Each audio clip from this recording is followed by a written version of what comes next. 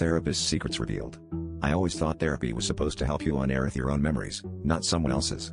But last Thursday, while I was pouring my heart out about my insomnia, my therapist, not the type to blink, let alone nap, suddenly nodded off mid-sentence. The office was silent except for the ticking of her antique clock and her soft, impossibly slow breathing. I sat there frozen, debating whether to wake her, when her eyes fluttered open, unfocused, almost like she was seeing someone standing behind me. She started asking questions. Not about my childhood, or my mother, or the usual things she'd probe. Instead, she whispered, "Why did you hide the locket under the willow tree? And did he scream when you pulled the water over his face?" My heart hammered because those weren't my memories, at least, I didn't think so. I tried to laugh it off, but her gaze was sharp, almost hungry. "You remember the cellar, don't you? The cold, the iron smell?" She pressed, her voice not quite her own. I told her I didn't know what she was talking about. But as she leaned closer, her pupils blown wide, I saw my own reflection in her eyes, only I wasn't alone.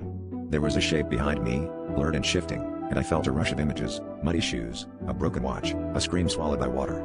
Every detail vivid, so vivid I could taste the river mud on my tongue. I tried to stand, but my legs wouldn't move. She smiled, cold and knowing, as if she'd finally found what she was searching for.